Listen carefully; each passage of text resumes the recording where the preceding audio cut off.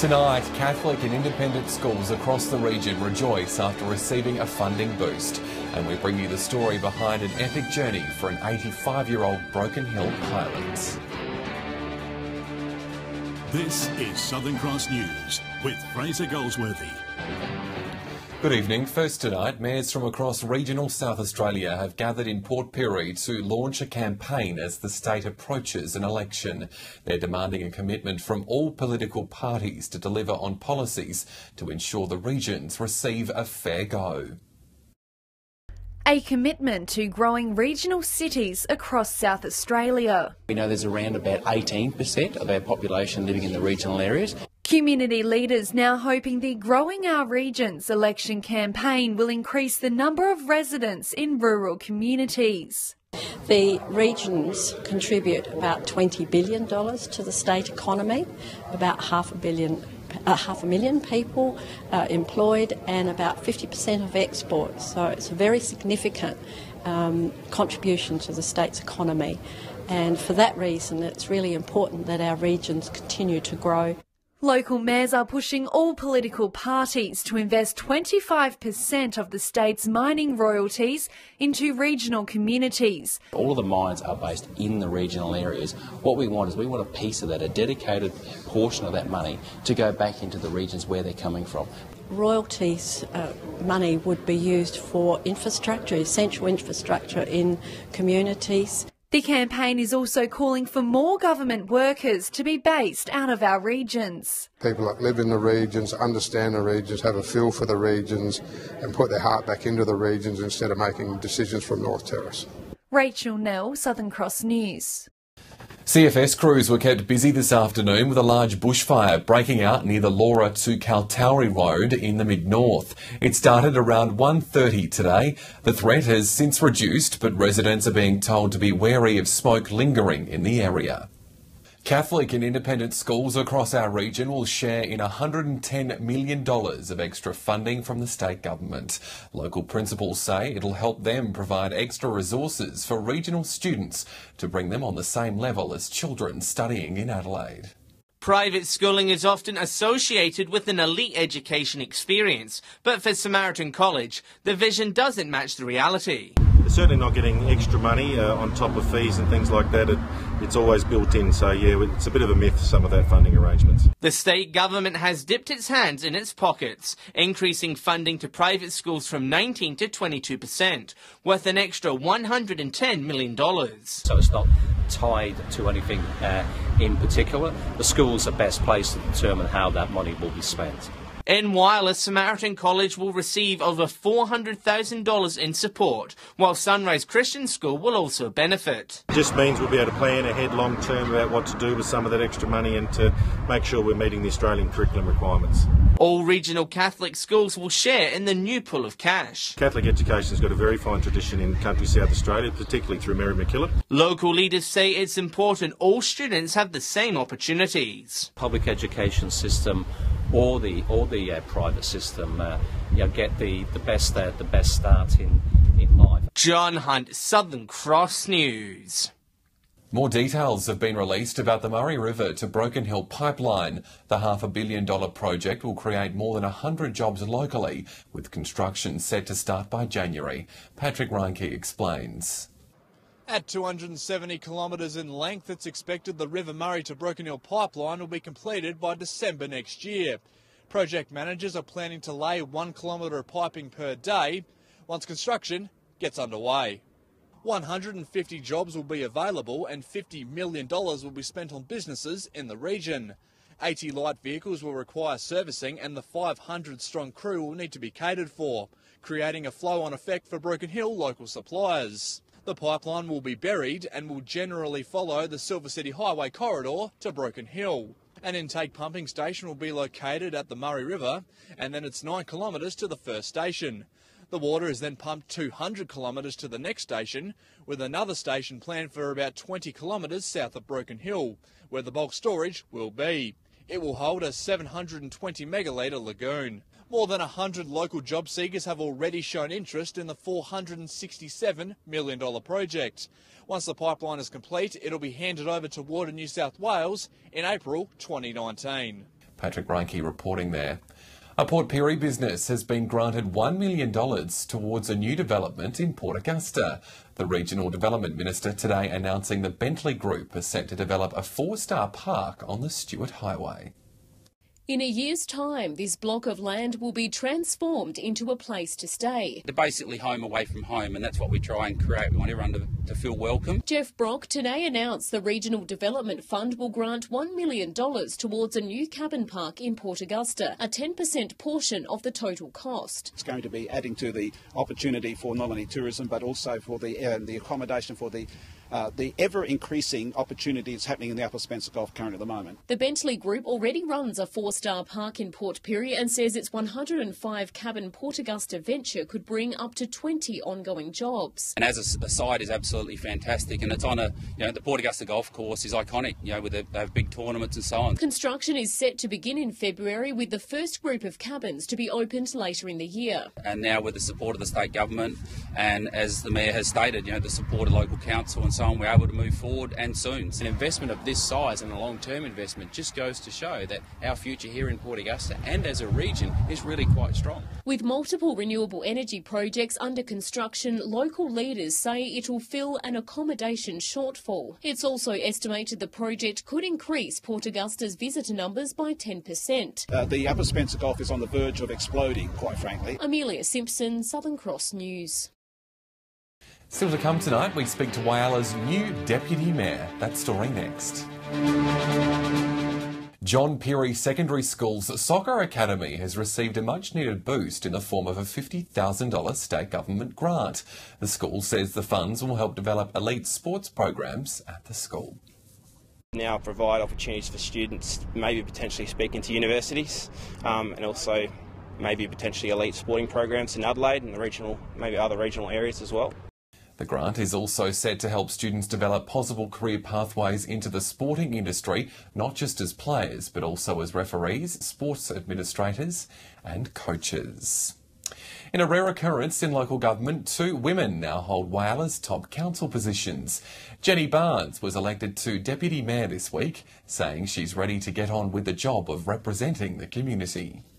2 days in and already down to business as Whyala's number 2 on council. Jenny Barnes was elected unanimously on Monday night and is looking forward to the challenges ahead. I'm really thrilled that my fellow councillors had that trust and respect and confidence in me to take on the role. It now means both the leader and deputy are both female, something very rare in local government. Symbolism aside, she wants to be a link between council and residents. From an employee perspective and also from an elected member perspective, so I feel that I have a breadth of knowledge and understanding of the organisation. She replaces Rick Santucci, who chose not to reapply.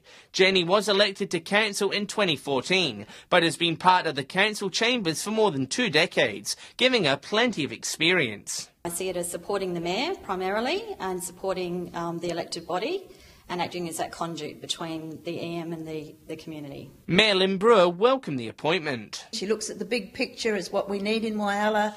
She knows that we've got a great future ahead and she's prepared to work hard for it. John Hunt, Southern Cross News. A Whyala driver is lucky to be alive after the LPG tank exploded inside his car.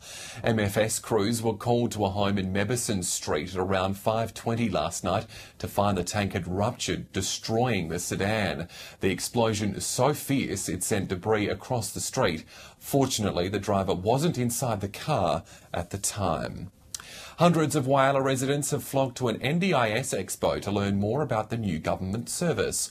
Operators were on hand to answer questions about the program as it progressively rolls out across the country.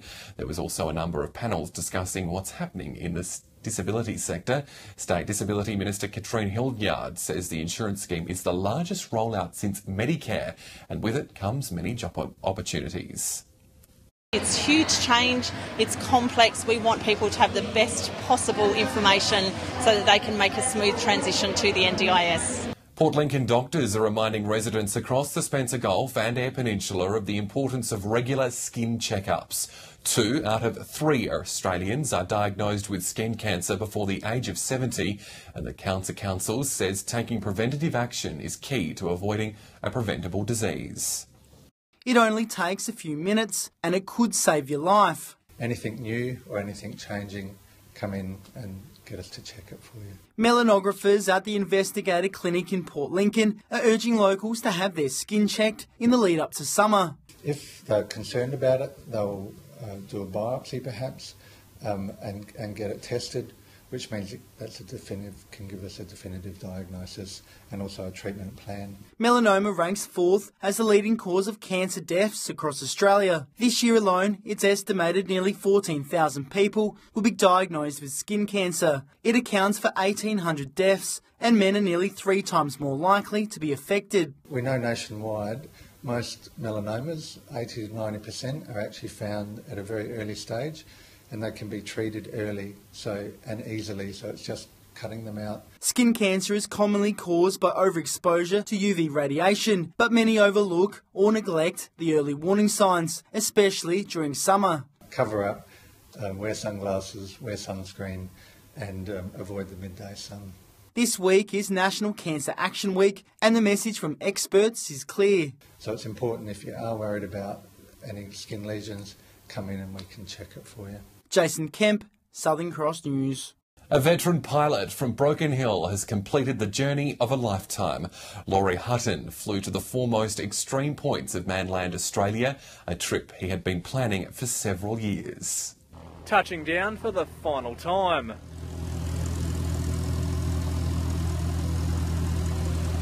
At the age of 85, Laurie Hutton and his trusty Cessna 172 aircraft have been on one amazing trip. As he descended from the clouds and landed on the runway, Laurie was saluted by local firefighters. Emerging from the cockpit to plenty of handshakes from fellow aviators before a hug from his grandson. But the trip wasn't all smooth sailing. I had quite a number of weather problems. I had a couple of mechanical problems. And even today I came in with a radio problem. So, yeah, that's part of flying, I guess.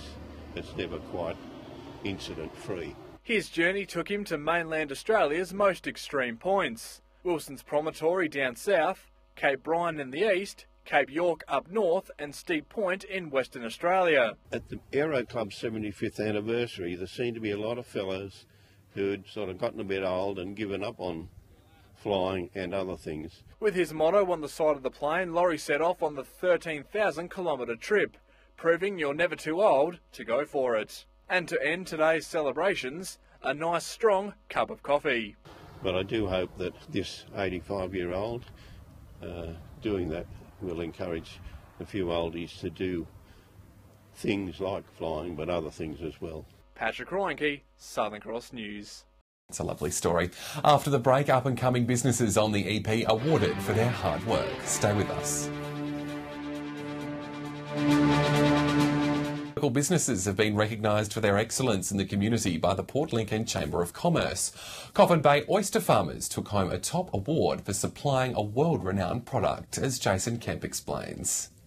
It's a night of nights for Port Lincoln businesses with excellence on the menu. It's a great night for business in Port Lincoln, and it's wonderful to be part of such a vibrant business and tourism community. Local companies from around the EP gathered to be recognised for helping grow the region, none more so than Coffin Bay Oyster Farm, Gazander Oysters. Try and make sure our peninsula and our industry as an oyster farming industry stays relevant, you know, not only within our local region but within Australia and internationally as well. The oyster business was heavily impacted by the recent POMS disease, but against the odds, it managed to bounce back. Trying to get an animal that can show some sort of resistance to that virus. The farm has been working closely with hatcheries to grow a POMS-resistant oyster that'll soon be ready for sale. The family-operated business put through recent hardships, now stronger than ever. We're not here to fill the world full of oysters, but what we're trying to do is actually maintain a really high level of quality. Calypso Star Charters was also recognised for tourism, while Beer Garden Brewing took home Best New Business. It's fantastic. I mean, we're relative newbies, only been here a few years, and yeah, it's just awesome the response we've had, you know, from Port Lincoln and the Eyre Peninsula. Jason Kemp, Southern Cross News. Change of pace now, and petrol prices are the highest they've been since 2015, hitting our hip pockets hard coming into the holiday season. Here's Patrick with this week's Fuel Watch. It would be very wise to shop around with petrol prices the way they are. It's now getting very pricey to fill up your car. Looking at unleaded first, and Port Lincoln is the first to see a spike. The price is now up to $1.39. Whyalla is the only one in the Spencer Gulf to see green, but it's only a minor change. Port Augusta motorists are now forking out a lot for fuel, paying around $1.38, the same as Whyalla. Port Pirie and Kadina are both on $1.33, while Broken Hill is one of the most expensive at $1.39. Adelaide motorists can rest easy with a 20-cent drop, seeing an average in the low 20s. To diesel now, and it's red across the entire board. Port Lincoln is up by a cent, Whyalla up by 5. Port Augusta and Kadina are both sitting on $1.30, while Port Pirie is a cent dearer. Broken Hill is paying the most at the moment at $1.37, and Adelaide has seen a 4-cent jump to also sit on $1.30. So be sure to shop around with prices the highest they've been in 27 months. And if you do find a spot that is selling unleaded or diesel for cheaper, let us know on our Facebook page. Stay with us. After the break, Abby Donaldson has all your weather details. And Abby, we're in for some more wet weather. That's right, Fraser. More rain is on the way, but it's looking like good conditions for the weekend. I'll have all your details next. Welcome back. Taking a look at the weather. Well, it was rainy and hot around most centres today, with temps rising into the mid-30s. It was a warm one in Port Augusta, 35 the top, slightly cooler for Whyalla and Broken Hill, which reached a max of 34 degrees, and just 28 the top for Port Lincoln. To the satellite now, and the reason we're having all this rain is because of cloud cover over central and eastern parts of South Australia, with a low-pressure trough triggering showers and storms. On the Gulf waters now, southeasterly shifting southwesterly winds tomorrow up to 20 knots. Seas will remain at a metre with a south-southwesterly swell. Sunrise is just before 6:05 and sunsets at 8:07. Temps will be cooler tomorrow as a change brings showers and rain for all centres. Port Augusta and Corn heading for a top of 26 degrees. Cooler in Port Lincoln and Woodna, 23 the top. Much warmer in Broken Hill, set to reach 33 degrees. But we'll see much cooler temps in Cleve with a max of just 22 degrees tomorrow. Looking ahead, that rain will stay around for the end of the working week, but some fine conditions are in store for the weekend with temps in the mid-20s for most centres. 24 the top on Saturday for Port Lincoln before some fine weather on Sunday. The sunshine is expected to return a day earlier in Cleve with fine conditions forecast for the whole weekend. And it's a similar story for Woodna, sunny and warming up to 29 degrees for Sunday. A similar story further up the Gulf with some rain about in all centres before sunshine returns for the weekend. 25 the top for Friday and Saturday in Whyalla. Warmer in Port Augusta with the mercury rising to 30 degrees for Sunday and nice and sunny there. And fine but slightly cooler in Kadina, 26 the top to end the weekend. And finally, 26 the top in Port Pirie for Friday and Saturday before a gorgeous 28 degree day on Sunday. The rain will stay around longer in Clare before it clears for Sunday, and it will remain warm in Broken Hill with temps around the 30s into the weekend. So Fraser, it's looking like the weather will fine up just in time for those weekend plans. Thanks, Abby. And that's Southern Cross News for this Wednesday. Enjoy your evening. Good night.